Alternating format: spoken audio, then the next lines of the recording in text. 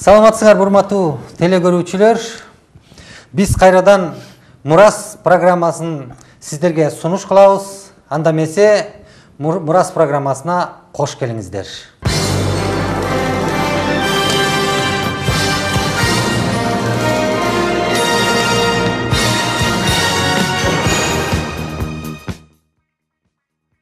Урматтуу телекөрүүчүлөр, биз өткөн көрсөтүүдө жакшы бир темабызды баштадык эле, кыргыздар тирүү Кудайга ишенген деген.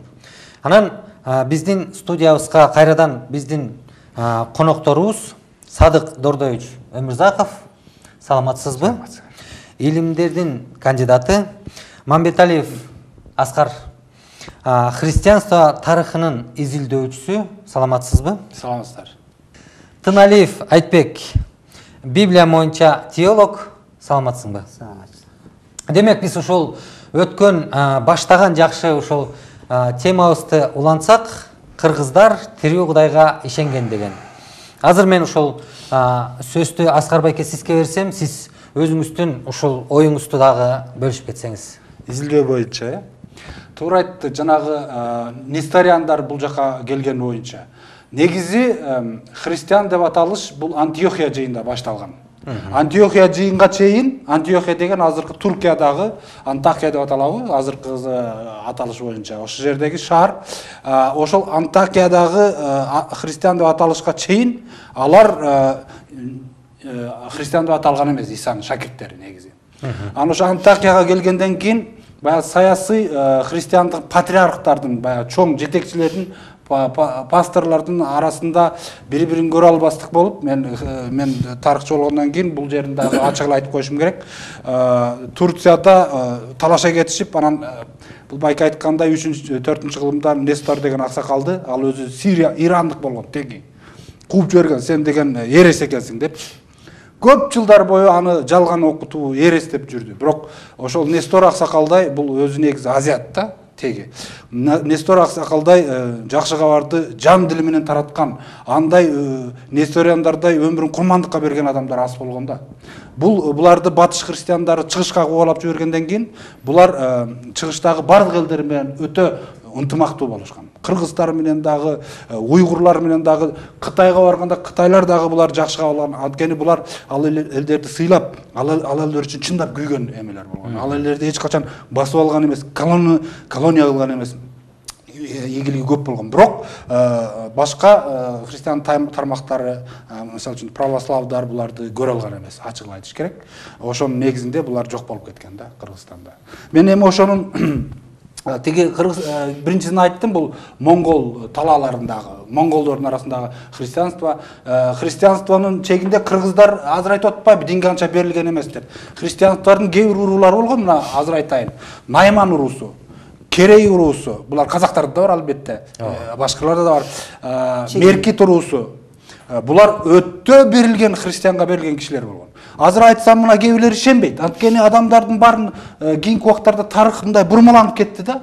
Бурмаланып кетип, бир идеология, кандайдыр бир советтик идеология, андан мурда дагы бир кандайдыр идеология, андан кийин кандайдыр бир диний идеологиялардын негизинде бул эмелер тарых бурмаланып кеткен. А бирок негизинде убагында Кыргыздын кээ бир уруулары абдан берилген, өтө берилген несториандар, христиандар болгон. Мына андан кийинкиси, мен могул Гарвардтан мугалими Ричард Фольц деген абдан жакшы жибек жолундагы диндер деген. Бул аксакал айтып кеткендей, Түркменияга келишкен. Булар 2-кылымдарда эле Марфта митрополитен деп коет. Ал жерде бир нече толтура жыйындардын чоң болгонда Марфта, Кашкарда жыйындар. Кыргыздар ал убакта түндүктө болгон, Минусинский жакта, тиги Енисей жактарда болушкан. Анан кыргыздардын арасында урууларына жеткенде ошол жөнүндө бул баяндайт. Үчүнчүсү мына бул жерде Россия, Центральная Азия, Монголия дейт. Мына юрталардагы неме. Бул жерде ушунчалык чоң китеп, бул дүйнөнүн тарыхы, диндердің тарыхы деген библиотекада сақталып тұрған екен, мен сатып алдым, өте қымбат кітап. Бұнда соның фактылары жазылған. Андан кейін мына өз үстіне қарасақ, берді Табыш Алиева, бұл советтік жазушы, біздің қырғыз. Вера в Туркестана. Бұл жерде де жақсы айтады, христианствоның тарихы жөнінде. Мындай азырқыларға қарағанда мындай тағырақ фактқа негізделген оқиғаны береді. Бірақ азырқы біздің моментте христианствоның тарихын тура емес оқытып отады мемелерде, университеттерде. Айтып отады, бұлар деген тап-тақыр же атеистік көзқарас бойынша, же бір башқа діндің көзқарасы бойынша оқытып отады.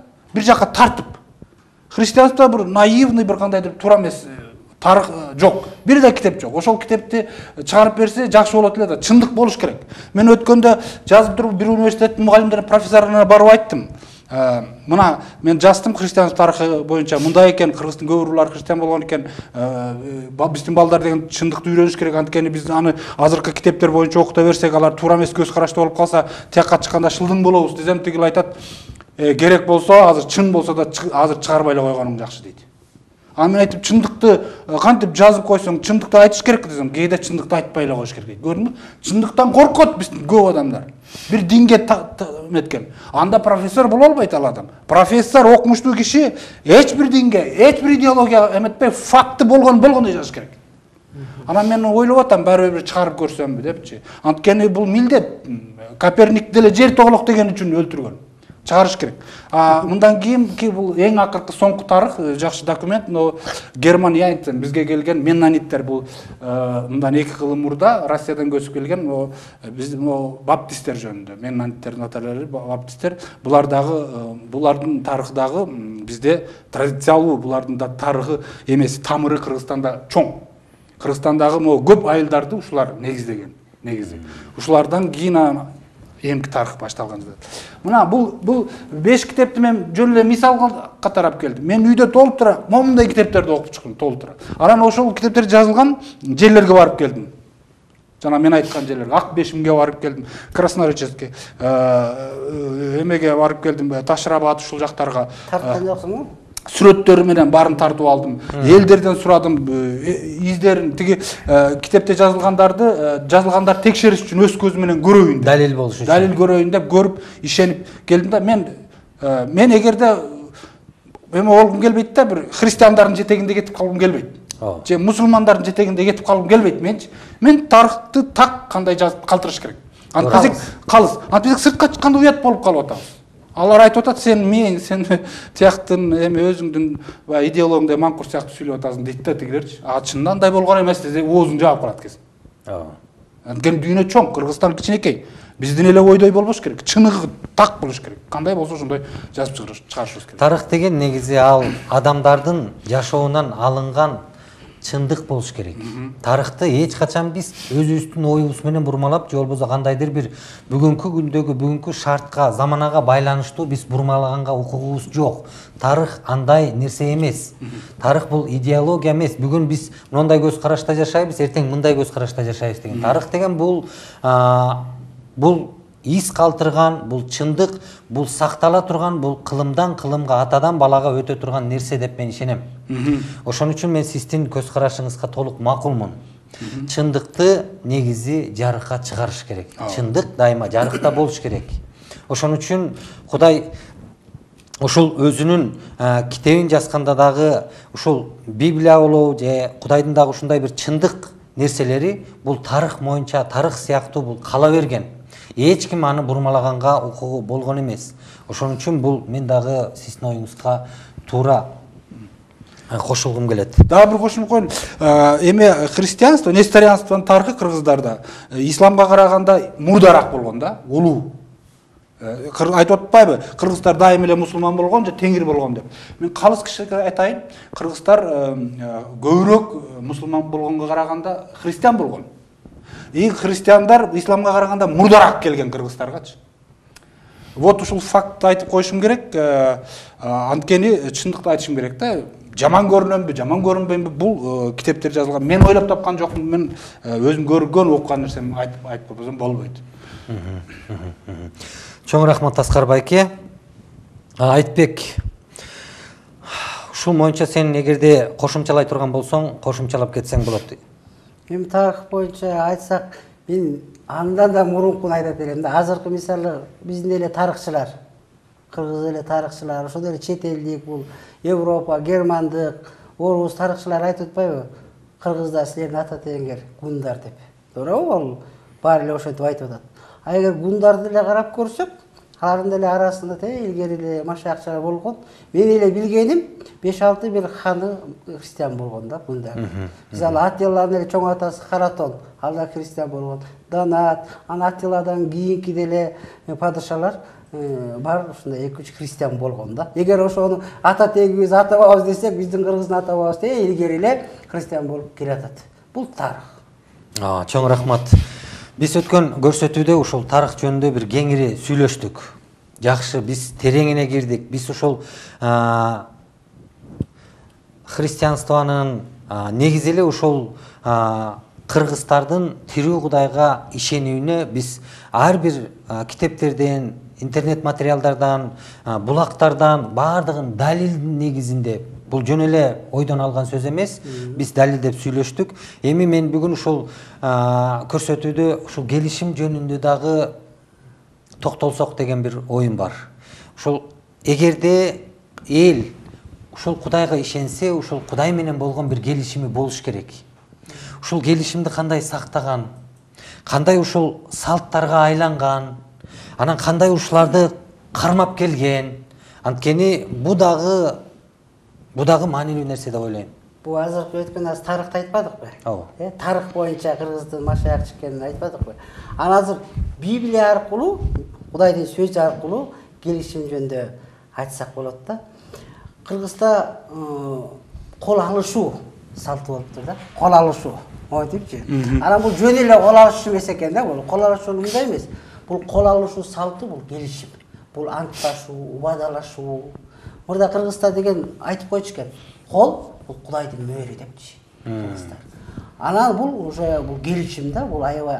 Анан дагы мурун уруу башчылар эгер бул казатка чыгарда, же бир проблема чечерде, же бир убадалашып, антташып, макулдашканда кадимкидей ак боз бээни союп туруп, муздап туруп, анан эгер ким ушул мамилебизди бузса, же убадалабыз аткарылбаса, ушул ак боз бээди муздалып калсын деп, ушундай колдорун уруу башчылары канга, баягы канды тозуп алат да, ак боз бээденчи, ошону идишке коюп, анан колдорун ошо канга малышкен да, ушинтип антташып келишим түзүшкөн. Бул даже Манас эпосунда да бар да, мындай жери бар. Ак боз бээни союшуп, ай туягын чалышып, качкандардын баарысы как ушундай болушсун, хандарынан, карысына хандарын колун канга малышып деген ушундай жери бар да. Бул деле Манас эпосундагы баягы келишим. Ал келишим карап көрсөк бул Библиядан башталган да. Мисалы эң эле башталганы бул Библия боюнча изилдеп келишимге келсек, эң кызыктуусу кыргыздарчы Кудай менен, тирүү Кудай менен эң башынан бери эле ушул Кудай менен келишимге келген эл экен да. Келишим менен келген эл экен. Муну эми азыр Библия аркылуу, салт аркылуу далилдесек болот да. Анан бул келишим жөнүндө Библия боюнча мен келишим жөнүндө айтып бергим келет, ошо түшүнүктүүрөөк болсунчу. Эң биринчи билесиңер, бул Адам ата бабанен башталган да, негизи Адам баласынын жашоосу. Анан эң биринчи Кудай, тирүү Кудай, жараткан Кудай Адам менен келишим түзүптүр да. Ага айтыптыр. Тиги жамандык менен жакшылыктын дарагынан жебе, ошол күнү жесең өлүп каласың деп ушинтип осуят кылып келишим түзүптүр да. Бирок Адам аны баягы аялдын тилине кирип, жеп алып, ошентип күнөө кирип, бул дүйнөгө каргыш кирип, баягы Кудайдан ажырап, куулуп калыптыр да. Бирок ошол учурда деле баягы бул Адам бузду да келишимдичи. Бирок Кудай келишимди бузбаптыр. Дагы эле ошол Адам менен союзда болуп, келишимин бузбай, бирок ошондо дагы күнөө кылдың, бирок мен сага баары бир куткаруучуну жөнөтөм деп, баягы Иса Машаяк жөнүндө куткаруучун баягы пайгамбарчылыкта айтыптыр да. Андан кийин ошол баягы күнөө киргенден кийинки эки Адамдан кийин келишим бул Ной менен болгон келишим. Билесиңер да, баягы Адамга күнөө кетирип, анан аябай бул дүйнө күнөөгө батып, анан аябай ушу Кудай ушунчалык жүрөгү ооруп, ушул адамдардын күнөөгө батып кеткенден ушу айла кетип, анан бул потоп, топон суу кылган да. Топон суу кылганда баягы бул жерди адамдар жана идишти, аякты жуугандай эле жууп салган. баягычы бүт эле тирүү жандын бири калбай эле бир эле ошол Ной анан балдары Сам, Хам, Яфет үчөө үй бүлөлөр менен эле калган. Ошондо Ной менен келишим түзүптүр да Кудай. Эми мындан кийин мен бул жерди тирүү жандарды, адамдарды эми топонсу менен кырбайм. Ошол келишимдин белгиси деп азыр деле биз көрүп калабыз го, радуга деп коебуз го, чыгып калат. Асан Мусага. Ошол бул Кудайдын ошо Ной менен болгон адамзат болгон келишим экен да. Ошто экинчи канча эми күнөө кылса да эми кандай болсо дагы эми мен кырбайм деп анан ушул асмандан баягы булут жибергенде дейт. Ошол радуганы көргөндө көк желени анан ошондо мен баягы келишимди эстеп, анан мен топонсо кылбайм деп. Ушул убакка чейин Кудай бизге ошо келишим негизинде чыдап келатыптыр да адамдардычы. Анан уже үчүнчү келишимин. Бул үчүнчү келишимин уже билесиңер, Ибрайым менен болгон келишим. Ибрайым менен болгон келишим бул Библияда жазылып турат. Ибрайымга айтып атат. Мен сен менен болгон келишимим бул баягы эркек аттууларды сүнөткө отургуз, Ким сүнөткө отургузса ал элдин ичинен баягы жок болот, сөзсүз отуруш керек деп. Ушул аркылуу мен батамды берем, ушул аркылуу сени улуу эл кылам, ушул аркылуу тукумуңа батамды берем, ушул аркылуу сени жер берем деп убада берген да, туурабы? Бул Ибрайым менен болгон келишим эң биринчи келишимчи. Андан кийин болгон Муса менен болгон келишим экен да Библия. Муса менен болгон келишимде билесиңерби, бул Египеттик кулчулуктан алып чыкканда, Израиль элин алып чыкканда, Израиль эли баягы Египетте ушунчалык кулчулукта кыйналып аткан учурда анан Кудай эстептир да, өзүнүн келишимин, Ибрайым менен болгон келишимин эстеп, анан ошол еврей элин кулчулуктан алып чыгыптыр да. Ошондо баягы айткан эне Пасах. Билесиңер да, Пасах баягы кыргыздар азыр баягы Пасха. Пасха анан азыр Пасха, Курбан айт.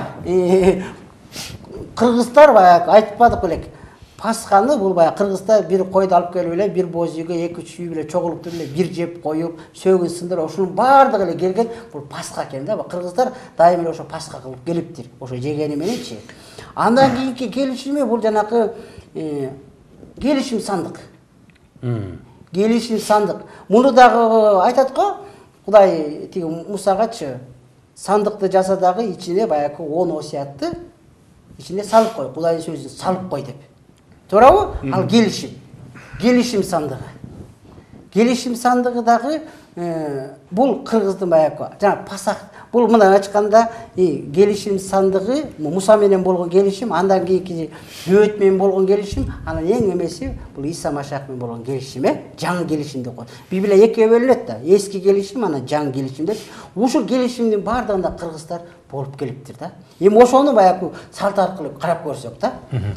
Сүнөткө отурган көбүнчө биз ойлойбуз да мусулмандар чыккан депчи. Негизи бул баягы мусулман дини жарала элек деле жок кезинде эле тиги убакта эле кыргыздар сүнөткө отуруп келиптир да. Бирок мен точно билбейм кайсы убакта сүнөткө отура баштаган. Бирок буга мен далил кылып айтып атканым бул жерде айтат да Кудай сөзүндөчү. Эгерде ким сүнөткө отурбаса, ал Пасах тамагын жебесин дейт да. Кыргыздар сүнөткө отургандыктан жана Пасхаларды өткөрүп келген. Карабайсың. Анан келишим сандыгы. Билесиңер да, биз боз үйдүн төрүндө турат дайым сандыкчы. Бул деле келишим сандыгы баягы чатырдын төрүндө ыйыгында турганда. Кыргыздар деле ошондой мамиле кылып, төрүгө коюп алып, анан мурда аяка ыйык китеп Кудайдын сөзүн салынышкан, анан кийин эле бурмаланып кетпейди жаным. Баалуу идиш, конфеттер салат. Конфеттер салынып кетти. Бул уже баягы кийин бурмаланып кеткен. Негизи биздин ата бабаларыбыз аны келишим сандыгын сактап келген. Сактап келген. Салт кылып келген. Анан эң кызыгы мындай экен да, салт кылып. Тиги сандыкчы, кыргыздар деген лишний эчтеке көтөрбөгөн эл экен да, мындай чогултпаганчы, байлык чогултпаганчы. Анан ушул именно сандыкты таштабай, неудобно экен да, муну көтөрүп жүргөн, көчкөн дагычы, бирок муну таштачы эмес экен да. Анткени бул Кудай менен тиешелүү келишим болгондуктан. Кудай берген буюм болгон да. Буюм болгондуктан. Анан дагы бул Библиядагы размер менен кыргыздардын размерин карасаң аябай Окшош. Ошол да азыр кээ бирлер жазып атпайбы кичинекей чоңду. Бирок негизги мурунку эмелер точно ушундай да. Библияда жазылган. Андан кийин бирок ал убакта айткан баягы сыртын алтын менен каптагыла. Эми алтын бардык жок дейм. Азыр биз калай менен капташып эле го. Сары калай. Сары калай менен каптап. Бүт баары ошо Кудай сөзү менен да. Карабайсыңар. Таң калыштуусу бул сандыкты эч качан жаман кылып жасаган эмес кыргыз эли. Сандыкты негизи баалап келген, сандыкты төргө коюп келген, сандыкты коостоп келген. Менин азыр бала чагымда кичинекей чагымдан баштап эле билем, эң төркү тамда, эң конок отура турган чоң залбы же төркү тамбы ошол жакта сандык турчу. Сандыкта жанагындай ар кандай боектор менен боеп, аябай кооз, мындай бир тоолорду тартып, күндөрдүн чыкканын тартып, мындай бир кооз кылчу. Анан мен ал убакта эч нерсе түшүнбөгөн кичинекей бала болсом дагы билчимин, бул баалуу нерсе окшойт деп. Көрсө бул кыргыздардын салтынан келе жаткан, эзелтен бери келе жаткан бул Кудайдын келишиминин сакталышы деп түшүнүп атам мен азыр. Ана бул келишим боюнча айтканда, мисалы келишим менен бул Израиль эли келген да, эски келишим мененчи, бирок алар жаңы келишимге кирген эмес да, Иса Машаякты кабыл алган эмес. Ошо эски келишимде калып калган. Азыркы болсо христиандар болсо эски келишим менен эмес, жаңы келишим менен жашайт да. Кыргыздар болсо эски келишимди да кармаптыр, жаңы келишимди да кармаптыр да. Бүт келишимди бар экен да. Барабайсыңбы? Ошо кыргыз Кудай, тирүү Кудай менен келишим болгондуктан ушул убакка чейин тукум курут болбой, Кудайдын батасы тийип, жанакиндей чоң ушундай жеңиштерге жетип, кыргыз баягы келатыптыр да. Бул Кудайдын баягы Кудай анткени келишим аркылуу, бул келишим аябай маанилүү экен да. Эгер Кудай менен келишим түзүп койгондон кийин Кудай өзүнүн жоопкерчилигин алып, ал элди Кудай сактап, кайтарып, батасын берип, колдоп келет экен. Кыргыздар келишимде болгондуктан ушул убакка чейин келиптир деп ойлойм да. Анан жаңы келишимди айтып атам да. Мисалы кыргыздар динчил, мыйзамчыл эмес да. Эркиндикти сүйгөн, рухта жашаган, Кудай менен түзмө-түз сүйлөшкөн эл да. Ушул аркылуу мен билем да, бул жаңы келишимди дагы билгени, анткени Кудай сөзүндө айтпайбы? Менин жаңы келишимим мындай дейт. Ала рухумду, сөзүмдү алардын жүрөктөрүнө салам, алардын акылына, жүрөгүнө жазып коем деп Кудай сөз. Ошондуктан баягы эми кыргыздар мурда деген мындай болуп атпайбы? Сандыктычы, мурда сандыкка 10 осуятты Кудайдын сөзүн салчы да. Жазалган сандык. Бул жаңы келишимде азыр биз сандык экенбиз да.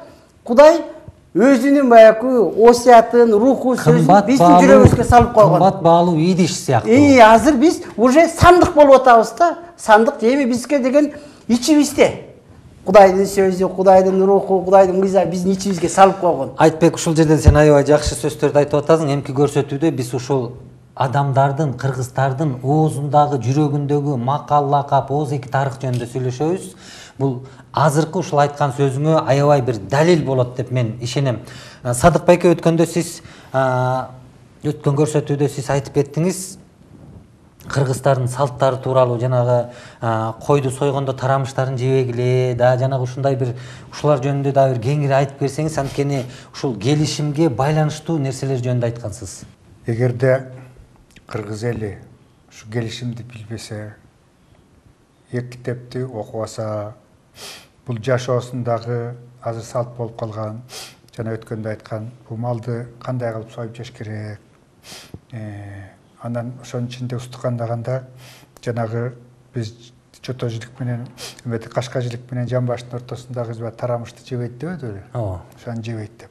Ал ошол жанагы Жакып менен Кудайдын периштеси менен күрөшүүдөгү сен батаңды бермейинче мен кое бербейм деп шөткенде таң атып келатканда катуураак кармап мертинтип койгон деди. Ошондо мен Жакып тиги аксап калган деп атпайбы? Ошону билбесе, демек кыргыздар билгендиктен муну дагы биз дагы баталуу болушубуз керек. Жакыпка берген батаны эмне үчүн бизге албайт экенбиз? Де Кудай берген деп туруп, Кудайга ишенгендиктен ошону колдонуп келишкен да. Бул бирден. Анан дагы бир сөз бар. Азыр эсиме түшүп атат да. Биз топуракпыз деп айтышкан кыргыздарчы. Бул дүйнөгө биз келгенбиз деп. Конокпуз деген да. Биз түбөлүк өмүрдү тиги дүйнөдө деп. Кудай менен бирге болобуз деп. Анан кыргыздар Кудай теңирим деп сүйлөшкөн тайм. Кудай теңирим деп. Тиги Кудай теңирин тааныбай кетиптир деп. Окуй деп. Анан жана айтпек айтып кетпедиби? Бир келишим түзсө өз ара деп. Келе колду берчи деп. Анан ошондо айтышкан. Мындаки экөөбүз кол алышып атабыз деп. Жанагы чоң нерсе болсо, жанагыдай кылып туруп мал союу, же чоң мероприятие болсо, же болбосо бир мындай бир жанагы бир жака аттануу болобу, же бир чоң нерсе болсо, жанагыдай ак боз бээни союп деп айтпайбы? Келишим түзүлгөн деп. Ал эми эки адамдын эле ортосунда болгон мамиледе кол алышып бүткөндөн кийин ушундай чыккан. Мынакей экөөбүздүн ушул убадабызга мынакей Кудай күбө депчи. Анан баарыбыз тең эле адамбыз да. Биз да табабыз деле адам болуп келген. Эгерде бирөө буза турган болсо, ошондо келип урушпай, талашпай эле. Баягы жерде, баланча жерде экөөбүз кол алышып ушундай убадалашпадык беле. Ошондо Кудай бизге өзгө болуп турду беле. Мен сени Кудайга койдум деп. Ошентип бастырып кеткен. Демек, мен асмандан баарын көрүп турам. Ар бир жүрөккө кирип турам. Ар бир жүрөктү сынап турам деген Кудайдын сөзү. Эгерде ошондой келишим, Кудайды күбөгө алып туруп жасалган келишим бузула турган болсо, ошо бузган кишиге тескери таасир берген да. Бул бизге ишенген. Биздин элибиз ошого. Биздин элибизге ишенген. Анан ошондой таасир бергенин алар көрүшкөн да. Действительно ошондой болгон да. Эгерде ошо келишимдин кара ниеттик менен буза турган болсо, азгырык менен буза турган болсо, ушул адамдын үйүндө кандайдыр бир кырсыктар болгон, малынан ажыраган же бирдеке болгон, адамдай болгон. Анан ошондо мен туура эмес кылып турмун деп кайра келип кечирим сурап ошо кишинин өзүнөн. Анан ошо өткөндөн кийин анан кайра баягы калыбына келген деген мамилелер ушу биздин мындан тукумга бизге мурас болуп жеткен ушулар бар. Чоң рахмат Садык байке. Аскар байке, сизде кичине убактыңыз бар, ушуга келишим жөнүндө дагы коштоп койсоңуз болот. Мен билишимче бизде ушул келишимдин белгилери дагы болгон. Биздин боз үйлөрүбүздүн ичиндеги жанагы кресттер, анан жана сен сандык жөнүндө айтып кеттиң. Дагы кандай келишимдер бизде сакталып келген Кыргыз элинде? Мен бул эң чоң эки китепти окуган киши катары эки китепти бир эмесин айтсак, эң чоң келишим бул жаңы келишим да. Жаңы келишим дегенде бул Иса куткаруучу да дейт. Ошо ишка куткаруучу алып келген дейт. Ал өзүнүн канын төгүп дейт, тигил крестке кагылып, ошол кан аркылуу адамдардын баарынын, ага ишенген адамдардын күнөөлөрүн жууш үчүн курмандык козу катарында айкаш чыгашта курман болгон. Ошол каны менен силер тозокко кетпейсиңер, мага ишенсеңер деген келишимди берип кеткен дейт. Бул жөнүндө мен кээ бир аксакалдарын угуп калдым, жанагы кагылайын деген сөз. Кагылайын деген баягы крестке кагылайын деген сыяктуу экен да. Бул деген баягы сенин ордуңда сенин балекетиңди алайын. Өлүп тиригиңди алайын, балекетиңди алып, сен үчүн мен кагылып калайын деген сыяктуу ошол келишимдин кандайдыр бир алыскы чагылуусу биздин лексикага кирип калган болуш керек деп ойлойм. Мындан башка дагы көп салттар бар Кыргызда, жанагы суу чачат коркуп калса же бир нерсе болсо. Мен ушуну дагы Америкадан жана пресвитериан деген болот экен, христианствонун бир бөлүгү. Ошол жерге барсам, ошолордон так ушундай кыргыздын учуктап деп коет. Ошону көрбөдүм кадимкидей. Чачат экен сууду, чачыпчы. Ушу келишим мына сени жаман кара күч тийбейт, сени ушундай Иисус Христостуга ишенсең, ушу деп туруп учуктап коет экен да тигилер. Мен муну кичинемде мен дайым эле чоң эле учуктап эле жатчы эле, анда түшүнчү эмес экен. Америкага барып түшүнүп келбедим мен ошо эмне үчүн учуктайт экен. Бирок эң негизинде бул жерде көңүл бура турган нерсе кылымдардан келаткан ыйык китептер Инжил боюнча Иисус Христос, ал эми грекче аты, кыргызча айтты, Иса куткаруучу, Иса Мессия, азыр протестант жыйындарында Машаях дешип атасыңар. Ошол Иисус Христос крестке барып, кан төгүп, курмандык козудай болуп, биздин күнөөлөрүбүз үчүн өлгөн.